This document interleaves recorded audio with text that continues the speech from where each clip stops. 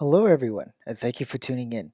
Today, we're going to be looking at Bitcoin and its valuations against the US dollar. It is now at $60,000 once again, a level that we've been poking our heads at for quite some time. However, one thing to note, I mean, there is some like a pattern of sorts being developed um, on the Bitcoin price. We're seeing those higher lows come into play, and we're seeing this top resistance that Bitcoin's being rejected to, and we're at it again on the upper line here, and so the question becomes is well, we're going up or down, because it really seems like um, this pattern is developing into something like that. Naturally, the price consolidates and winds, and then at some point it will make a breakout. Um, so the question is well, what's it going to be? I mean, a third scenario to cover all my bases is that this pattern is invalidated and it keeps on going sideways. Um, so those are our options, and in this video we kind of just want to talk about the general sense of Bitcoin, Bitcoin has done, and what seems more likely.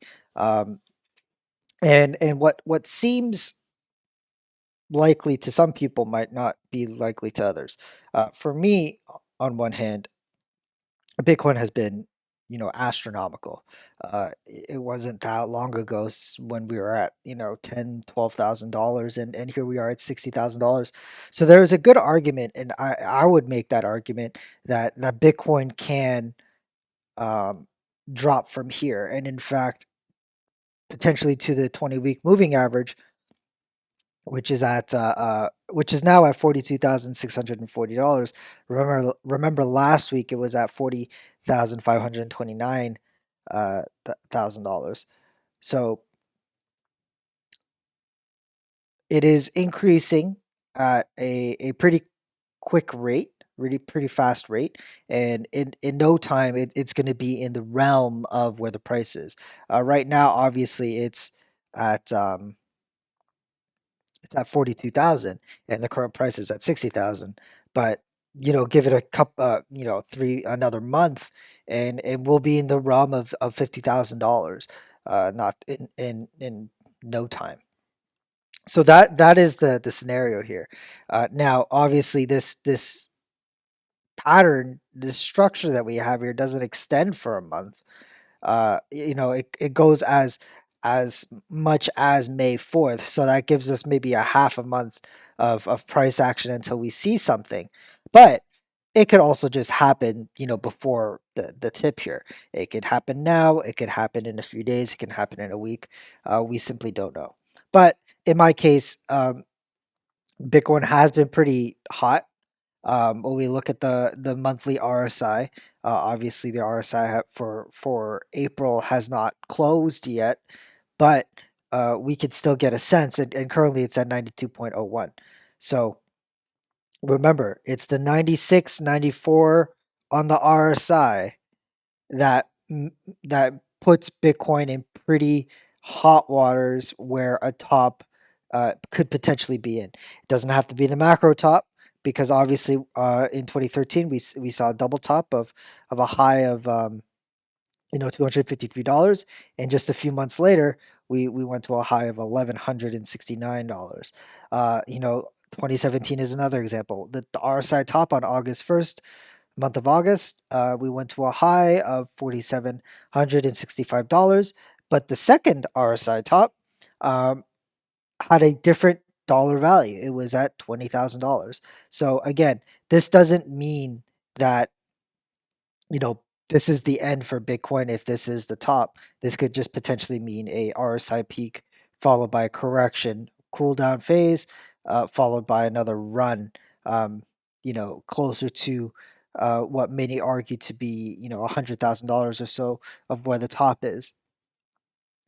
So again, there are a lot of arguments to be made. Another one argument that I find that I play around with is that it could break up, and it could go higher. and it can go higher to the point where the monthly RSI reaches to a 94, 96, which wouldn't take that much, but just to throw it out there, and then correct back down. I mean, that could be a scenario where Bitcoin does go to like 70,000, $80,000 and then corrects back down. That's totally on the table and quite in within the realm of possibility. But that is another thing to take uh, example for. You can make the argument, which is a very strong argument, that momentum is one heck of a thing, and Bitcoin still technically has the momentum. It's if we flip it to the weekly, I mean, it just looks ridiculous on how crazy this run is, and momentum is a hell of a thing, and it can continue to keep on going up. So that's kind of my take with Bitcoin. Another one would be that if Ethereum starts to rally quite significantly, like what we saw in January, if we see another January-esque run, at the end of that run, you can then expect maybe Bitcoin to take some of that liquidity away, and Bitcoin will start rallying. That is another indicator, not using the moving averages or anything, but using the relationship of other altcoins with Bitcoin is another good example. You can make that argument already that, with altcoins being so bullish at the moment, um, not at this very moment, but for the past few weeks it has been, then you can argue that at some point Ethereum will take that liquidity, and then at some point after that, Bitcoin will take the liquidity out of Ethereum, and therefore we can have in mind of a time frame, not necessarily to the day, but much like the seasons, when you see the winter solstice, when you see the sun, or sorry, the solstice, you know that something else is coming. So you could say the same thing with Ethereum. If Ethereum starts to rally like what we saw in January, at the end of that, there's quite possibly a very good probable chance that Bitcoin is then going to rally or make a move. It could go the other way. That's also a possibility. Anyway, that's all for today, you guys. Thank you so much for watching. Take care. Bye bye.